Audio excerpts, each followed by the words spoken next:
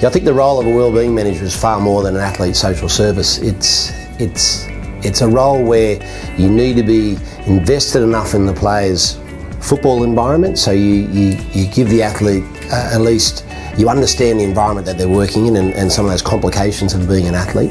But at the same time, you've got to try and create enough distance so that you're at arm's length to actually some serious to selection and to recruitment and other discipline action which might happen in the club. So you really need to be in this neutral space. And sometimes that's hard to do, having 1 foot in and 1 foot out. And that's the challenge of a good wellbeing manager, is to create that trusting relationship at the same time knowing full well that you're trying to help that player in their football career.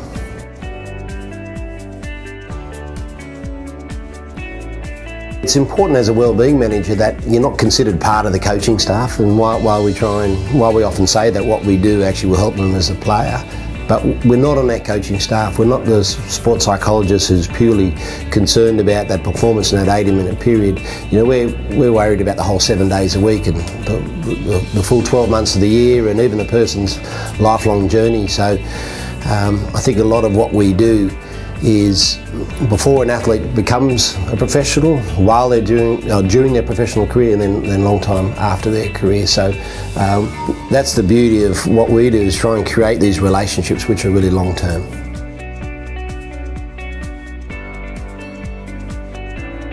Yeah, I think we've become a lot more proactive in our wellbeing approach. We actually used to be called the welfare department, which sort of gave a signal that we were only dealing with players when issues happened or when trouble occurred, and we'd be that safety net. But I think we're a lot more proactive now, and that's why we changed our name to Wellbeing, because it's about this whole lifelong journey and just trying to prepare a player for all these things in their life that can help that person enjoy the whole journey, being an athlete and after being an athlete, and often that doesn't require us just getting calls when things go wrong. We still know that those things will happen, but it's actually just trying to prevent those things go wrong.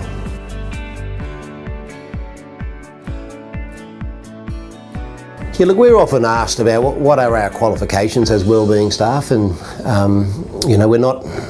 Some of it comes from teaching backgrounds, some of us comes from psych backgrounds, some of us are ex-players, some of us are social workers, and when you look at that skill set of who actually, what skills we actually have and what we actually do in our roles, it was really important for us to try and combine all those skills.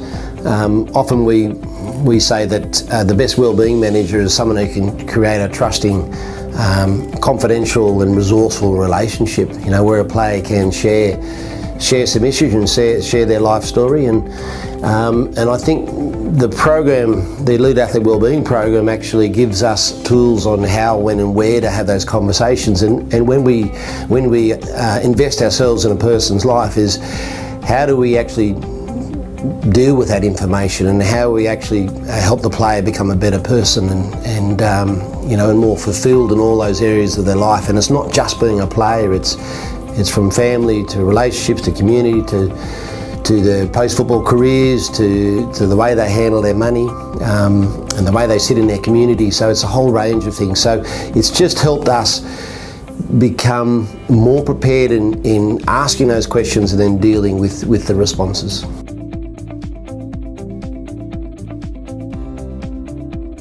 So when we decided to move into this positive wellbeing space, when we looked at the training that we needed, it was pretty evident that there wasn't anything that was specific around this for professional athletes. So over the last 3 or 4 years, we've actually worked with experts, a lot of advisory groups and people like Steve Johnson, and trying to develop the best program that we thought was really specific for athletes, but didn't forget the fact that they're people as well. So I think the program itself can be used in a whole range of areas, but for our perspective, it's really good that it's actually has a real athlete focus to it.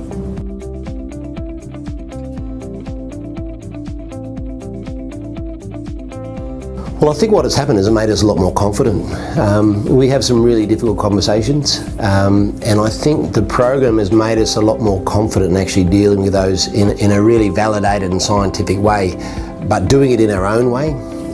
So I think sometimes we live in a real grey area, about what is, what can we work with and what can't we work with, but it's just helped us be really, really clear around the certain objectives that we're trying to achieve, and then knowing the boundaries of when, hey, this is a little bit too much for me and we need to refer on.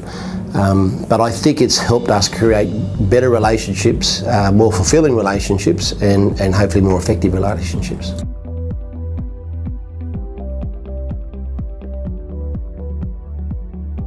Yeah, look, for us it's just not negotiable. I think the idea of just putting someone in a role and expecting that they know how to deal with a player's well-being or an athlete's well-being, you're playing with too much risk. And I think to elevate the professionalism of what we do, we needed to really raise the bar. And as I said, a lot of us come from teaching backgrounds, come from psych backgrounds, but this is a fairly unique group of people that we're dealing with. So we actually said, look, it's not negotiable. If you're dealing with this space, you need to be really well prepared to do it properly.